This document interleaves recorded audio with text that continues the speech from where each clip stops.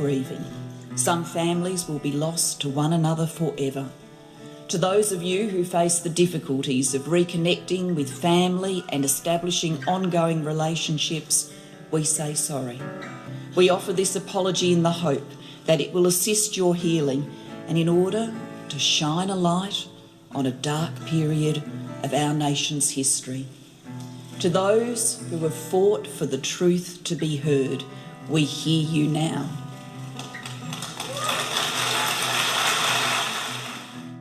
You're listening to Adopt Perspective, a podcast for anyone affected by adoption.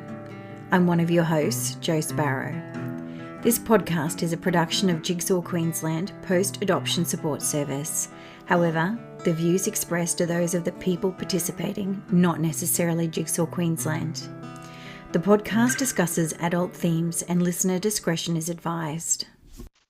Today, Jane Sleeker and I will be talking about forced adoption. Again, we are social distancing and recording remotely, hence the change in sound quality. Hi, Jane. How are you? Hi, Jo. I'm not too bad. We're really getting used to this social distancing thing, aren't we? Yes, reluctantly so. Yeah. How are you? Yeah, I'm doing all right. Good. And hopefully we won't have any dogs barking in the background. Hopefully not. Jane, one of the purposes of this podcast is to provide opportunities for people affected by adoption and the general public to learn about adoption-related issues and topics. And because of that, we knew that forced adoption had to be covered quite early to give the podcast some perspective. Why is forced adoption such a big issue in the Australian context? Jo, forced adoption is a term that I would say has only really become a part of our awareness over the last 10 or so years, maybe. Mm-hmm. When I first became involved in the adoption space, which was probably about 12 years ago now, I didn't hear this term being used at all. The term has emerged, I guess, as people have spoken about their experiences of adoption in Australia throughout the 20th century. Right. We know now that many of the policies and practices that occurred in relation to adoption were unethical and in many cases illegal, even by the standards of that time when they occurred, and did not leave mothers with any other choice but for their child to be adopted. Mm-hmm. We know that these practices occurred in many countries, but Australia is the only country so far to have had an apology issued by the federal government. That occurred on the 21st of March 2013. Before we get into our discussion further today, do you think we should maybe clarify the differences between forced adoption and some other groups that exist, like the Stolen Generations and Forgotten Australians? Yeah, absolutely, because that is something that comes up quite a lot in conversations I have with people. They get them quite mixed up, yeah. Yeah, they absolutely do. I've noticed that people often, when I mention I work for the Forced Adoption Support Service, actually probably the majority of people don't know what this relates to, and they assume that I'm actually maybe talking about the Stolen Generation. Yes, yeah. Yeah, so, well, the Stolen Generation, that refers to Indigenous Australians who were forcibly removed from their families, community and culture due to government policies and laws throughout the 1900s until at least 1970. There was an apology issued to this group of people by Kevin Rudd on the 13th of February 2008. And there are specific support services that assist those individuals, such as in Queensland, we have an organisation called Link Up. Yep. Forgotten Australians, on the other hand, are those individuals who grew up in out-of-home care. So that may have been in an institution or in foster care. That includes institutions like orphanages and children's homes. Many of these people have reported experiencing various forms of mistreatment, such as neglect, cruelty, and exploitation while in the system. Yeah. And they also received an apology. That one was on the 16th of November 2009, also by Kevin Rudd. So that apology also addressed former child migrants, who are another group. That refers to children sent from Britain to Australia through organised schemes. And they also reported various forms of mistreatment upon their arrival in Australia. So on the 24th of February 2010, the British Prime Minister at the time, Gordon Brown, also issued an apology to those former child migrants because they were sent from Britain. So those groups are supported by various support services as well. One of those, for example, is Micah Projects here in Queensland. Absolutely. And what about forced adoption? Forced adoption, on the other hand, relates to adoptions that took place due to a range of policies and practices that led mothers to feel pressured, coerced, or even directly forced to have their parental rights to their children permanently severed. And those children being placed with adoptive parents, often being issued new names and new birth certificates, and their legal status changed to as though they were born to their adoptive parents. Mm-hmm. Yeah. In addition, adoption records were to remain closed forever at the time that occurred. So the idea at the time was that those children would never know where they came from. And this only changed later on with lobbying and advocacy by individuals affected. In Queensland, the first move towards open records occurred in 1990 to 91 when the legislation changed. So, Jo, for me, being born in 1987, even I was born under what is now known as the closed adoption era. Yeah, absolutely. Yeah. Of course, some of these issues overlap. We meet people who are forgotten Australians or former child migrants who were later adopted by families. And of course, some members of the stolen generation were in fact adopted after being removed from their families of origin. Yeah. So do you think before we go on, just to bring it back to that issue of forced adoption, should we maybe listen to a little bit of the forced adoption apology that took place on the 21st of March 2013? Yeah, that'd be great. Let's do that.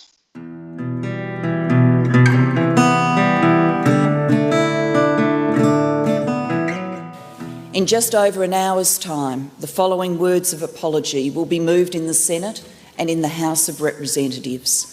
Today, this Parliament, on behalf of the Australian people, takes responsibility and apologises for the policies and practices that force the separation of mothers from their babies, which created a lifelong legacy of pain and suffering. We acknowledge the profound effects of these policies and practices on fathers, and we recognise the hurt these actions cause to brothers and sisters, grandparents, partners and extended family members. We deplore the shameful practices that denied you, the mothers, your fundamental rights and responsibilities to love and care for your children. You were not legally or socially acknowledged as their mothers, and you were yourselves deprived of care and support. To you, the mothers who were betrayed by a system that gave you no choice and subjected you to manipulation, mistreatment and malpractice, we apologise. We say sorry to you, the mothers who were denied knowledge of your rights, which meant you could not provide informed consent. You were given false assurances. You were forced to endure the coercion and brutality of practices that were unethical, dishonest and in many cases illegal.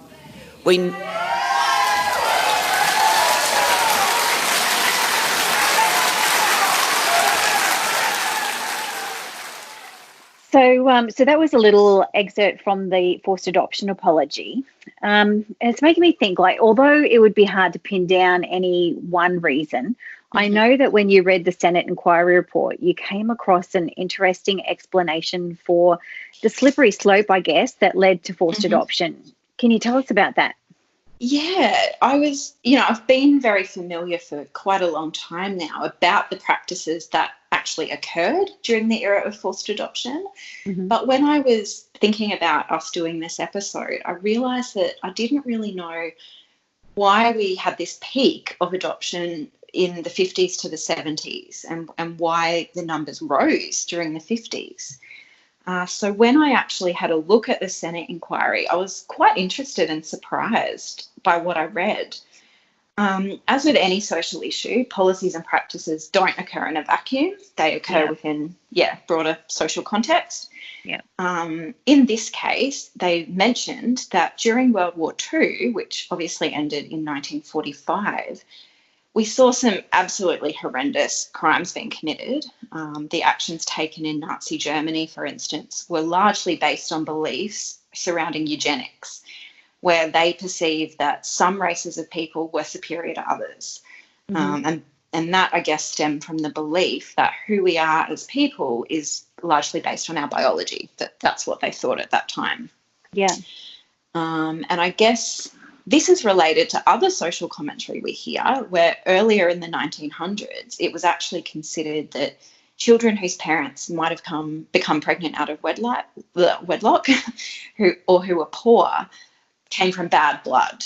Yeah. So, while I'm sure there have always been couples who couldn't become pregnant and might have wanted children, there wasn't such a rush to adopt as we saw later on. And those that did adopt were often seen as doing it as an act of charity. Right. Yeah.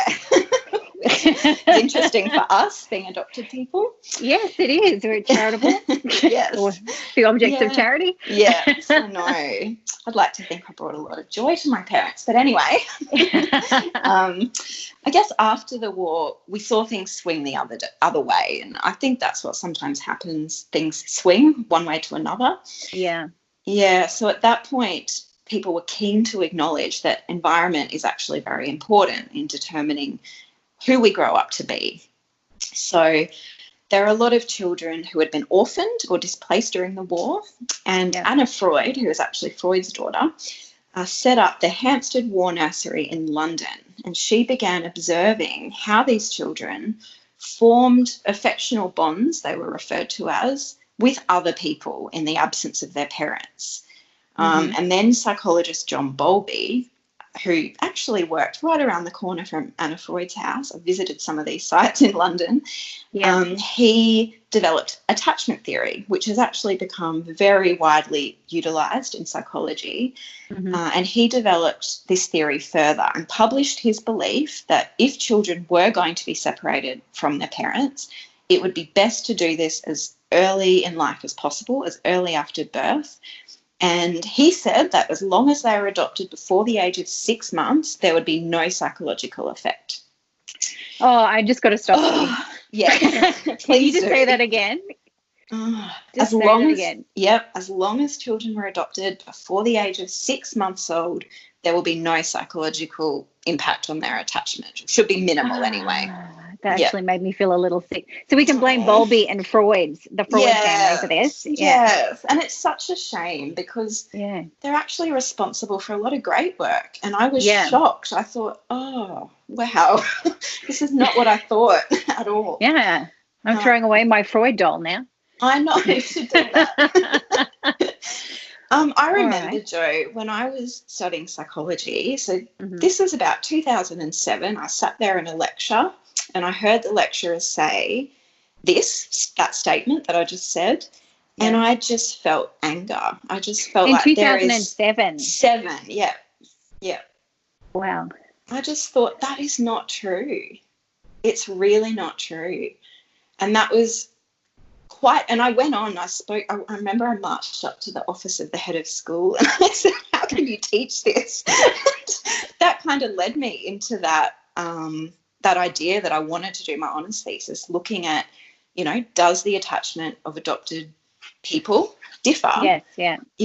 Is it impacted even if the adoption happens very early? And now there are loads of studies that show otherwise, that show that babies do recognise their mother after birth. They can show that in various ways.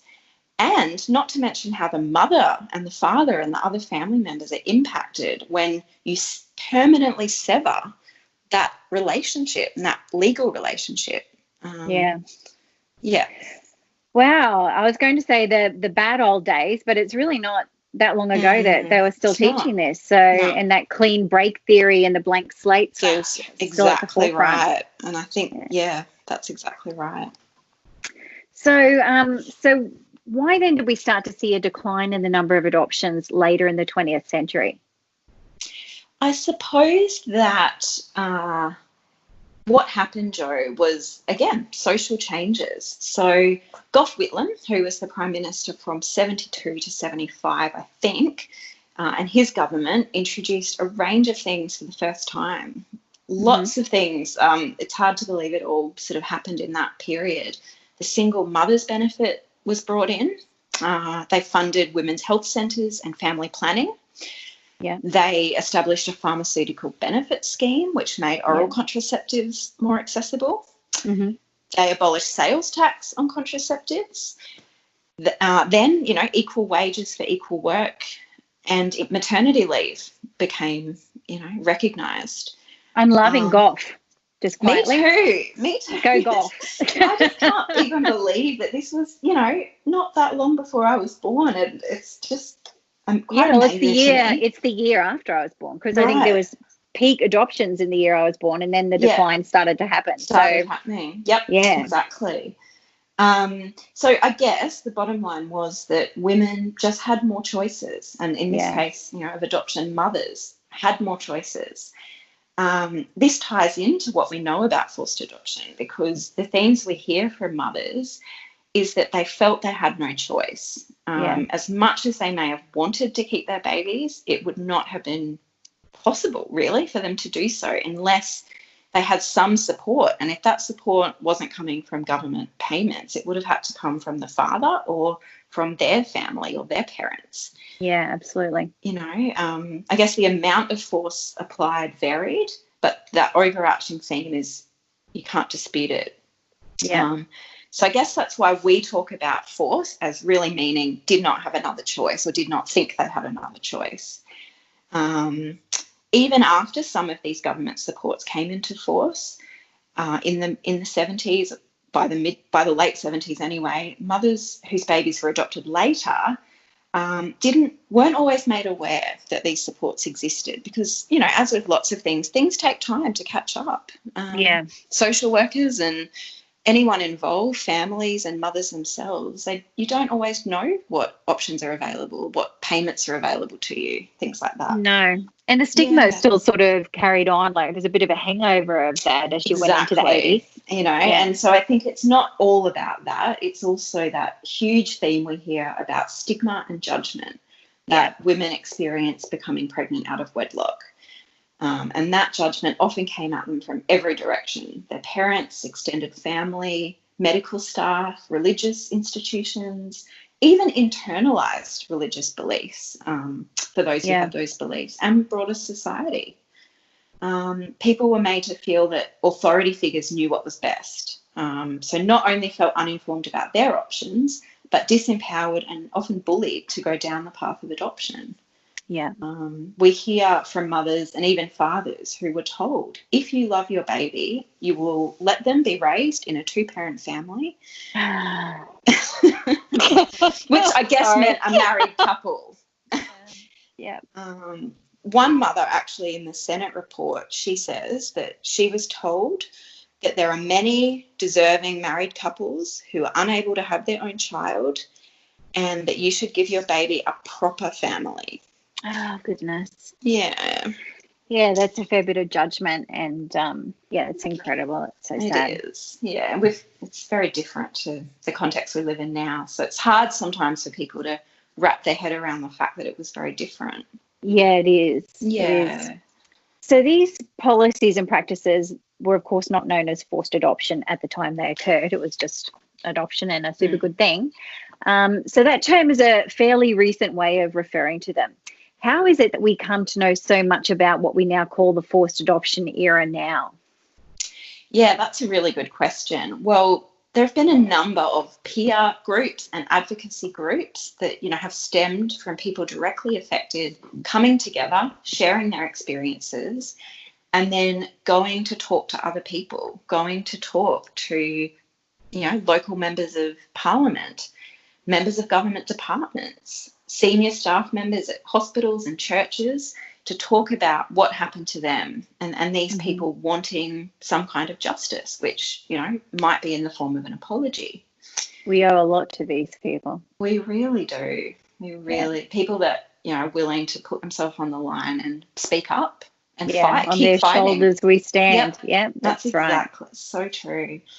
And so, for example, in Queensland, the Royal Brisbane Hospital was the first hospital that we know of to issue an apology in Australia.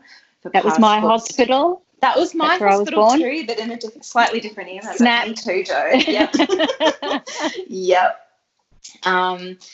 Yeah, absolutely. So that apology from that hospital occurred in 2009. And it wasn't just that they gave an apology, they did a study, and that was titled Confinement and Delivery Practices in Relation to Single Women Confined at the Royal Women's Hospital, which it was called, from 45 to 75. Mm-hmm. And the findings they found were that unmarried mothers were often denied access to newborn babies. They were denied information on options. They were treated in different wards to married women. Yeah. They were forced to endure longer labours without being given the option of caesarean section, and that they were routinely referred to social workers to raise the topic of adoption with these mothers, even if the mother had expressed, no interest in that idea. Wow. Yeah. We've also had some religious institutions around Australia issue apologies. Mm-hmm. Even some of them have been providing redress to individuals that were in their care at the time. For example, in 2012, Brisbane's Anglican Archbishop Philip Aspinall issued an apology for past adoption practices.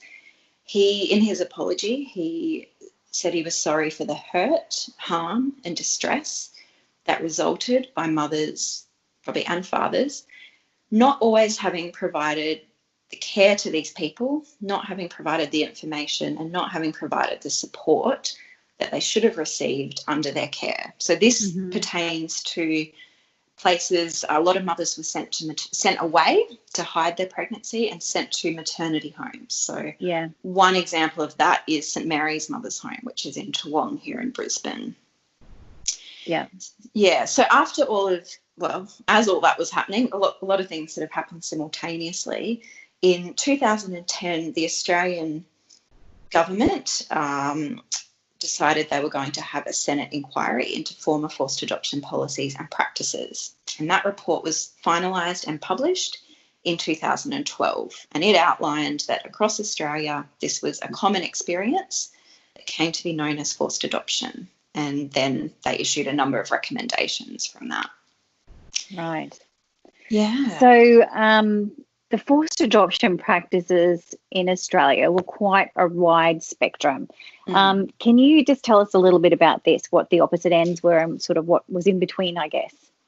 Yeah, definitely. So in that report, they detailed a number of different ways in which forced adoption occurred. So these range from things like mothers being shackled to beds, mothers being told their babies had died. Big sigh.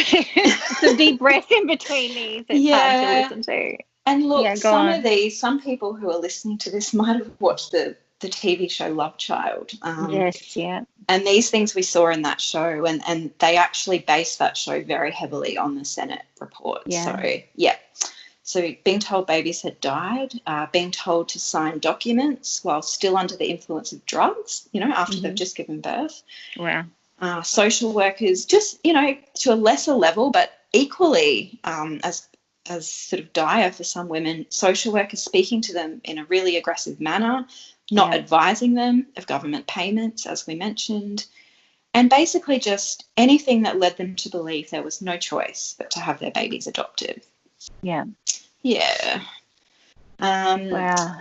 I know. In some cases, mothers have actually stated that they did have the support of their own parents to take their baby home, but still had social workers saying to them that they had no rights to their baby. One mother said that her own parents wanted to support her, but weren't the kind of people to question authority. And she basically said if you didn't have a lawyer, you didn't often know what your rights were. And I think that's something really important that you say, because I know my mother is like 87. So she still defers to doctors like they're gods. So if they say something, those authority figures, that's the way it has to be done. That's the way it is.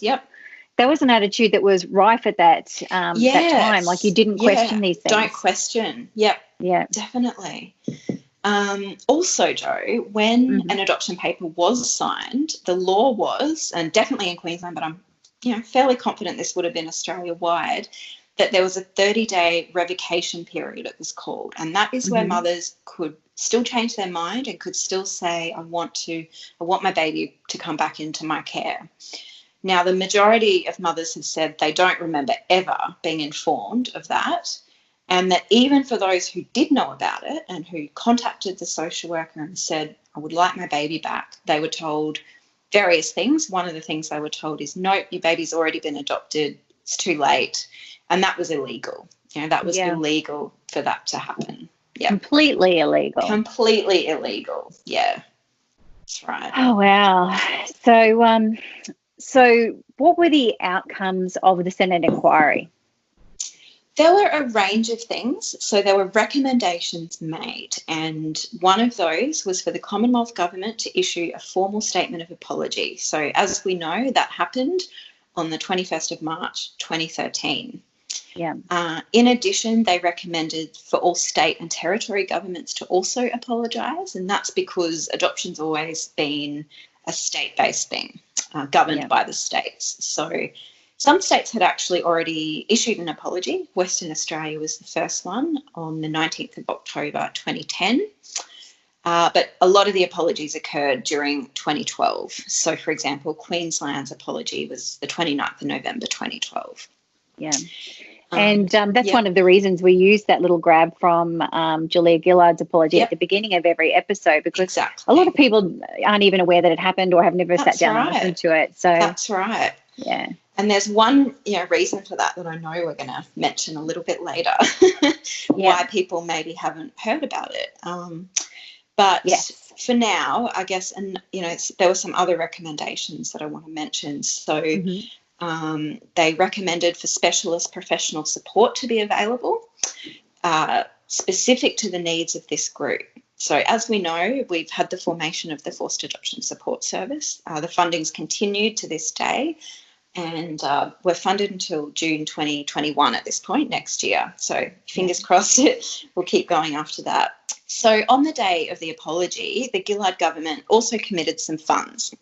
And that was not only for support services, but also they realised there needed to be some training for other mental health professionals, because a lot of people go and see psychologists or social workers or counsellors in private practice who often are not informed about these issues. So from that, the Australian Psychological Society established some online training, and that's still available now. The Gillard government also announced some funding for the National Archives of Australia to develop an exhibition to tour Australia, and that was to include artefacts associated with this period of Australia's history and information pertaining to the period. So that has toured now, and lots of people got to see it. And I got to see it. It was brilliant. Yay! Yeah, it was really well done. Yeah. And there is still a website relating to that, so we might be able to include that in some of our podcast notes for people maybe. Sure can.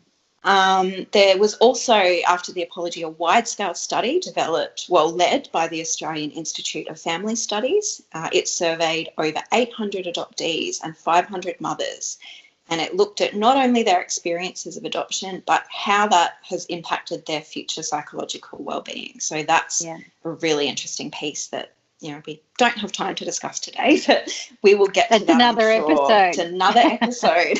Lots of episodes.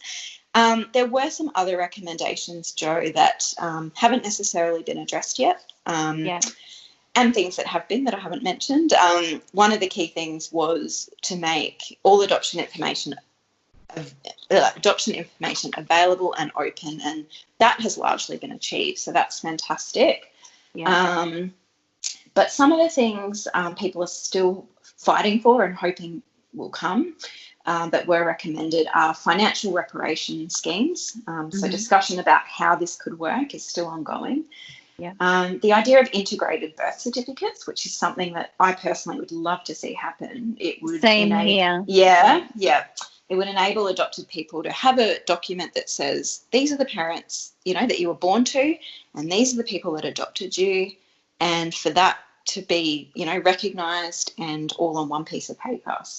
And so good for if I've been doing some ancestry work. Yeah. It's such a disconnect when somebody's been adopted on those sites, whereas an integrated birth certificate could make that all clear. That's right. I guess some of the difficulty where there's still, and different states, some states are really making a lot of progress on this and others still in the early stages. One of the issues is they want adoptees to have the choice that, say, if I go to the post office and I want to get something done with my passport, I don't necessarily need that worker to know everything about my history. Yeah. So trying to negotiate a balance between the truth and maybe having two options so that you don't have to divulge that to everyone. But we'll see how that goes. It's a good point. A really good point. It is, yeah. So lots of discussion. Sometimes there's not easy answers to these things. Yeah. But we keep working on it anyway.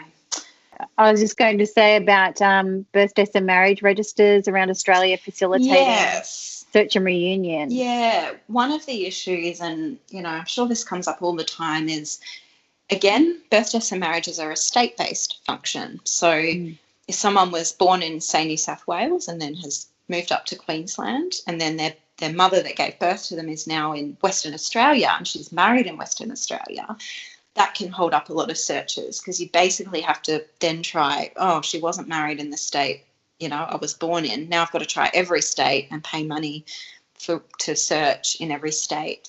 Which is really triggering for people. It is. It's that thing again of feeling like, other people have the information and I don't, and I didn't have any choice in this, but I've got to, go to all this effort and feel like maybe, so lots of things we're still working on, and I probably haven't covered all of them, but that's okay. That's all right. That was a lot. Well done. Yeah. Thank you. So in relation to the apology, one of the things that we do in Queensland every year, even this year with COVID-19 crashing our party, is that we commemorate the federal and state forced adoption apologies with an event. And it often includes a ceremony, a morning tea, and sometimes even an exhibition with contributions by people who are affected. Mm-hmm. So on a personal note, when the apologies first happened, I didn't think they pertained to my own adoption experience, because when I met my mother in 1991, she told me that even though she was coerced and had no support from her family or my father or the government, she didn't consider me a forced adoption because the worst practices of that time weren't part of her story. But later on, I attended an anniversary event, so a few years later after the apology, and I came to realise that those experiences were at the heart of the forced adoption era, which she had no alternative. She had to adopt me out. There was just no alternative. So I think the anniversaries, from my perspective, are very important for that reason, because not everyone comes to this understanding at the time that the apologies are given. So what are your thoughts about that? Yeah, I think that's a really great point. I think there's a lot of people like you who are still now coming to apology events for the first time, becoming familiar for the first time with the language around forced adoption, what it means and how it relates to their experience. And I think that's true for adoptees, mothers, fathers, and other family members as well. Yeah. So the anniversary events provide an opportunity to keep the conversation going, as well as to commemorate how forced adoption has impacted people's lives. And I think also to celebrate the fact that our government has actually taken responsibility and said they're sorry for some of these practices, which is not something we always see, and it's really great. Yeah, it is. So over the years, we've been lucky, really, to have some wonderful guest speakers at these events here in Queensland. One year we had Naeem Mushin. He was directly involved in actually drafting the wording of the apology.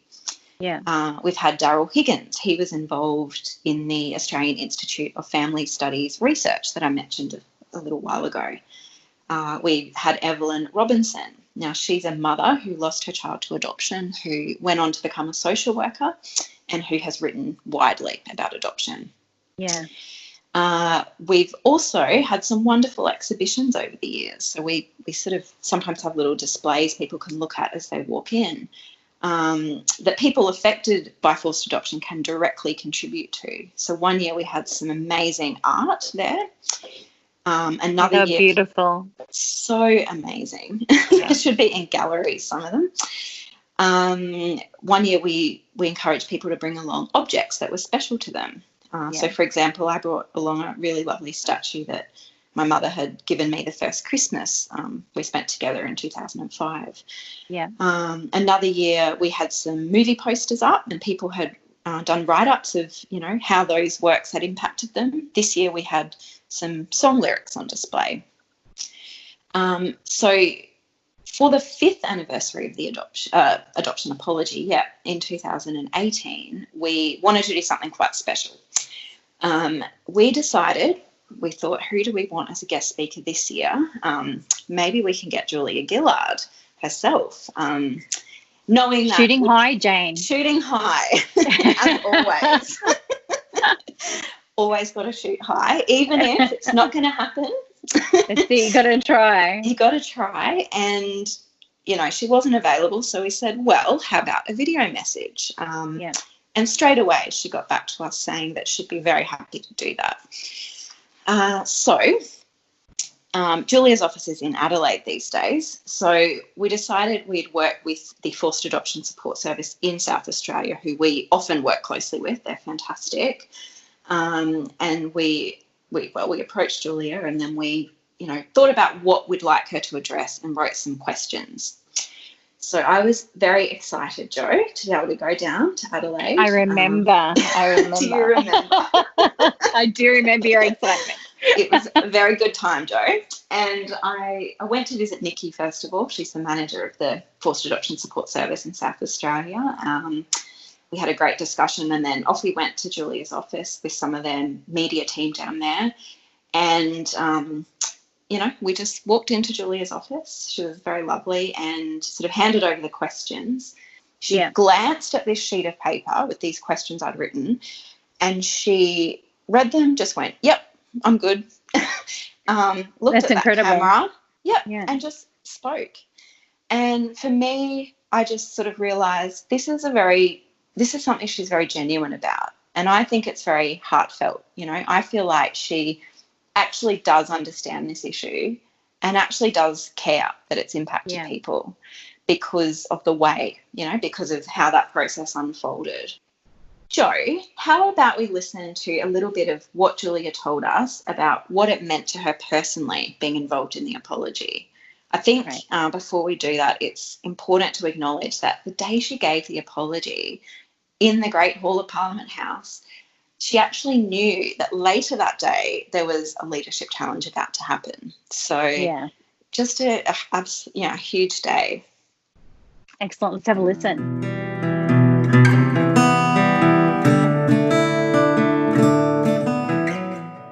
As Prime Minister, I had the great honour of delivering the apology, but the apology only came about because people had the courage to tell their stories and to demand change, and in particular to have their hurt acknowledged by the Australian government and by the Australian community. So really, the voices, the courage of individuals that led to the apology on that day need to be recognised. And I know that people are still continuing to show incredible courage on their own journeys of healing, but also advocacy for services and supports that are necessary, and also advocacy to make sure that we never forget this history. I want to acknowledge every individual who is still raising their voice, and thank you for doing so.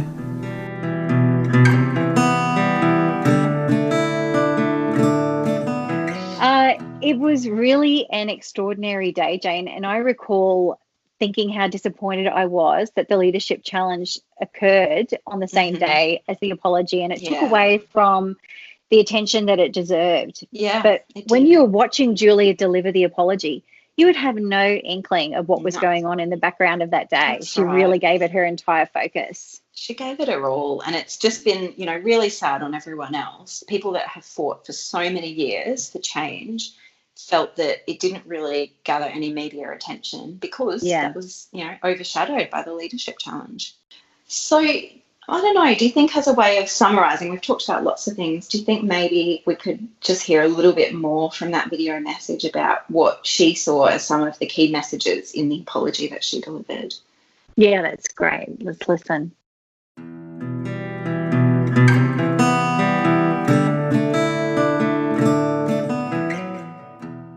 With forced adoptions, I think we learned some lessons that we all needed to understand. We learned some things about informed consent. We learned about the depths of the bonds between a mother and her child and between a father and his child. We learned that when we try and not tell people the truth about where they've come from, that can cause hurt and dislocation for decades. And we learned too that when something wrong happens, it's not just an individual who suffers. That pain and hurt flows through whole families and whole communities. We also learned some things about the power of identity and knowing where you came from. And I hope that we continue to keep those lessons at the forefront of our minds.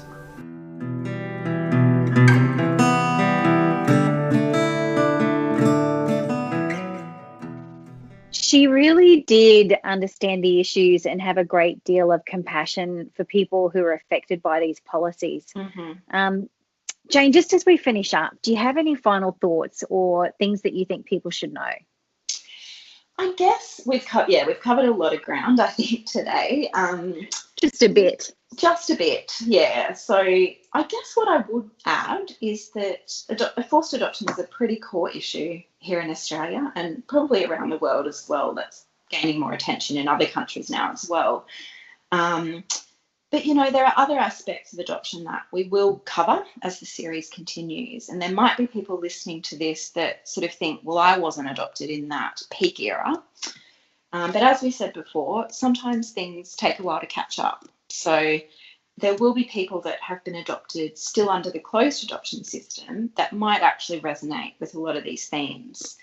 And there might actually be some adoptees and parents that were involved in inter-country adoption who might actually also resonate with some of these themes, because I guess even when babies are adopted from overseas, what's changed in Australia now, because we have more supports in place, some other countries, I'm just thinking Asia as one example, there are people living in poverty that are still feeling that they have no choice and that their babies, you know, need to be adopted.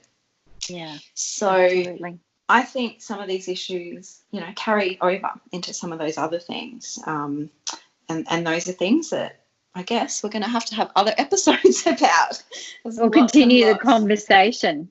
Yeah, that's right. So absolutely. We'll carry that over for future discussion. But yeah, forced adoption is very important, and it's kind of informed where we've come since then and what's still happening now. Yeah, you can't really talk about adoption in Australia without talking about forced adoption. Exactly. And we'll link post a link to Julia Gillard's full anniversary video message for people to watch on the podcast page, as well as some other relevant links. Yeah, and sounds great. I want to remind people that help is available now, and they can find information and contact details on the Jigsaw website. So thank you so much for talking through forced adoption with me today, Jane. And we'll bring this episode to a close and talk again soon. Sounds great. Thank you. Thank you. Bye. Thanks for listening to the Adopt Perspective podcast. If you'd like to find out more, go to the podcast page on www.jigsawqueensland.com and you'll find a wealth of information and resources on the website. If you reside in Queensland, you can reach Jigsaw Queensland's Forced Adoption Support Service on toll-free 1800 210313, or you can call Jigsaw on 07 33 58 6666. If you live in another state of Australia, you can still call the Forced Adoption Support Service number, and your call will be answered by the Forced Adoption Support Service in the state that you are calling from. In every other state, Relationships Australia operates this service. A big thank you to Matt Sparrow for composing and recording our original theme music. Until next time, I'm Jo Sparrow saying farewell from Adopt Perspective, a podcast for anyone affected by adoption.